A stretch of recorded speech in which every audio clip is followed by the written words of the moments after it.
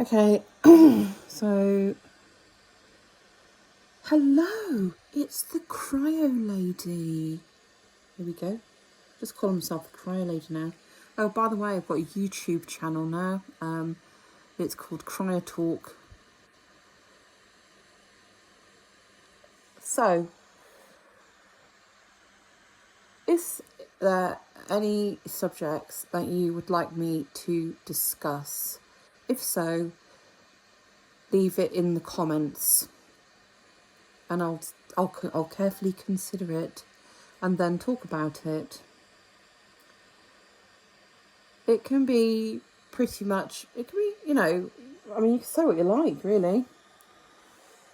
But for those that don't know and haven't seen, maybe this is the first time that you've seen me, I worked for the National Health Service in the UK. I trained as a psychiatric nurse. That was 3 years training. And then once I completed my training, I worked in elderly care. So here's the thing, this is because I just don't think this would happen. In fact, I know this wouldn't happen. This would not happen today. But I went straight out of nurse training I was running my own shift on an elderly care ward. So there was there was sort of, I suppose you could call it 4 shifts. There'd be 2 day shifts, and each day shift would, one would take the morning, one would take the afternoon. So, and we'd alternate, it'd be mixed up throughout the week. And you'd get 2 days off. And you'd hopefully be looking at getting every other weekend off. But, clearly you had to work weekends and things like that. And I think actually over the weekends we do things like long days, So we'd start at 7 in the morning and finish at whatever time it was. 8 o'clock, 8:30 something at night. And then there's the night shift. Now, you'd have 2 lots of night staff to cover all the nights during the week, but they would always work as teams, so you'd have your people that you worked with. I did that for a bit, and then I decided that, and the other thing was that, like I said, I had my own shift right from the word go, so straight out of training with the print on my certificates probably still wet, I was in charge of a shift. So I was a senior staff nurse immediately, even though I wasn't very senior. After that, I did that for a little while. And I guess, I was actually working in the same hospital that I'd done my training in, and I decided that I wanted to broaden my horizons a bit, move away. By this point, luckily, I'd passed my driving test, so I had a car as well, but I was still living in the nurse's home. So I applied for a job in another hospital, in another county, and I got a job there. And I was quite glad because I got a job working in acute care. So it was acute psychiatry, adults. So no longer in elderly care. And adult psychiatry is like 18 to 65, people from that range. The other thing as well in acute general psychiatry is you get a mix of everything. So you probably get people, you'd get people suffering from what you call neurotic and psychotic disorders. So just broadly say that if you have a neurotic disorder, it doesn't mean that you're like, oh God, they're neurotic. It's basically when you know that you're ill, you have good insight into the fact that you're ill. And when you're psychotic, you often just don't. You have a psychotic disorder, You just, you know, often as not, you don't really, you either have very limited insight or you just don't have any at all. But I worked with lots of people. So people with eating disorders,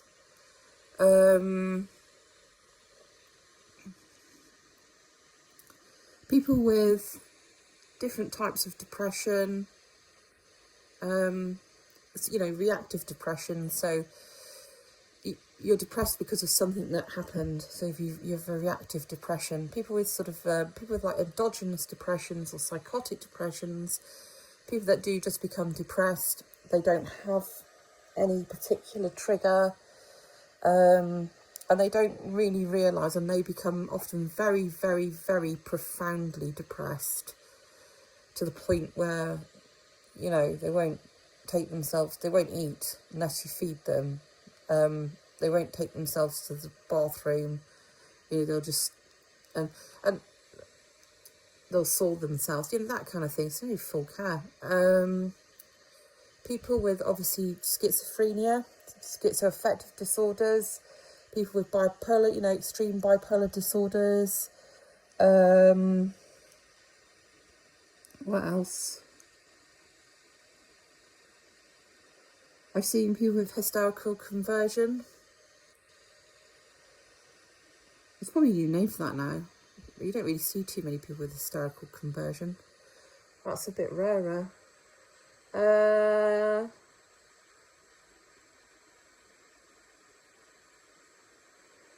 People with extreme OCD, where they just, lives have come to a standstill. People with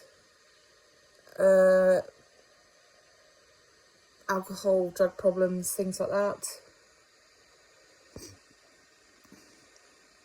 Not so much them, because they also, you know, it's drugs and alcohol unit. But if you had a dual diagnosis, so for example, let's say you had a drug problem, but at the same point, you also had, I don't know, some psychotic disorder, or even a depression, even some form of depression, just anything really. So you had a dual diagnosis, so two things going on. A lot of drug and alcohol units wouldn't deal with that, so they'd send them to us. People come to us to be looked after. Anyway, I did that for a little bit. Then I worked in a, what they call a forensic unit. They're locked units. And they are for people that have psychiatric disorders, psychiatric illnesses, but their behaviour is either too severe, too challenging, whatever you want to call it, to be in a psychiatric or ordinary psychiatric unit. It's too dangerous, or they have committed some kind of criminal offence and they have actually been convicted. You also get, and sometimes they come straight to us. I'd like to...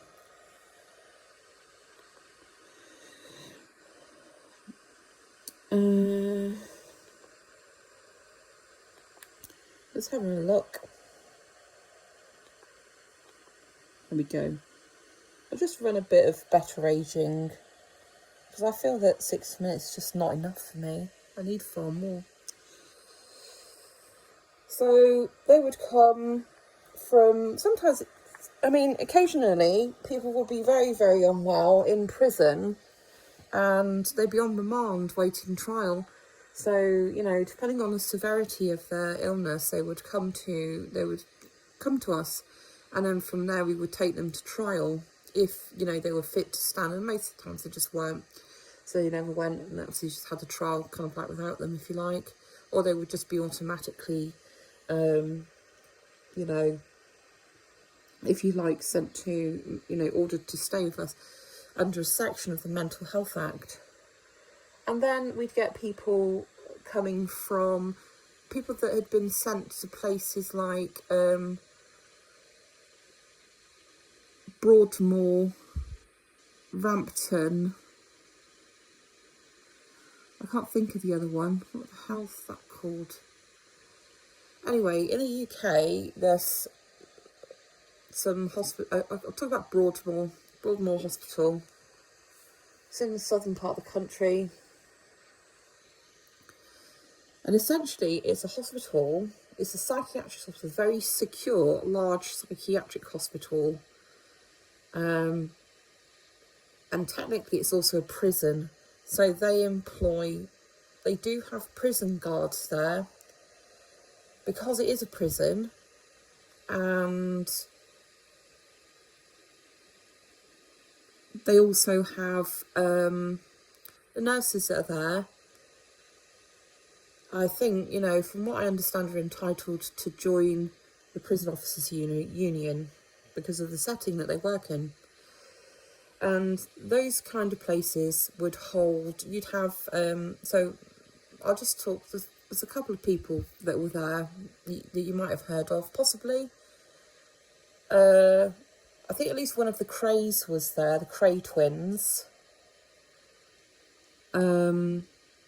Because those, you know, Ronnie and Reggie Cray were notorious, very unpleasant East End gangsters. And then, of course, you had Peter Sutcliffe, who was called the Yorkshire Ripper.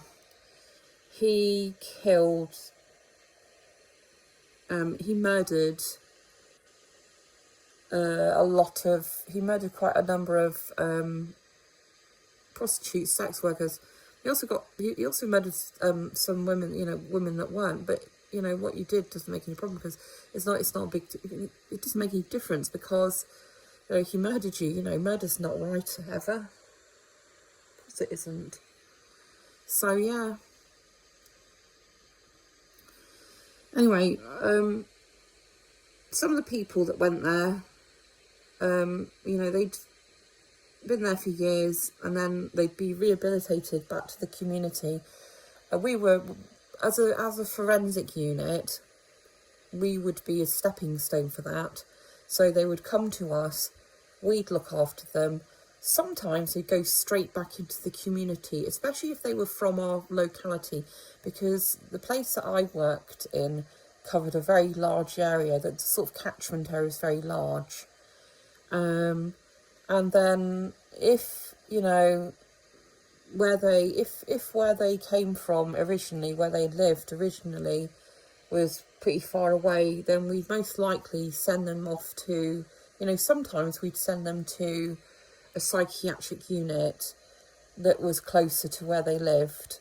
So it would be kind of like 3 steps, I suppose, 3 inpatient steps to get out. And so there's that. And then I stopped doing that, and then I worked in a psychiatric unit, which was an adult acute admission unit. So it was general psychiatry again. It was for adults, as I said, age 18 to 65. Occasionally we made exceptions to that, you know, because the bed situation, as I worked in psychiatry, became progressively worse. You know, finding a bed for somebody that really, and honestly, they'd really need it. They really need it. It's like finding hen's teeth, you know. It's been, you know, things of psychiatric services just have been progressively pared back to the bone, and I suspect they're at the marrow right now. Anyway, so I worked there for a good few years. If you want to talk about anything, if there's anything you want to ask me, any subjects you want me to talk about, that's absolutely fine. And like I say, I upload this content to YouTube, to Cryotalk. Goodbye.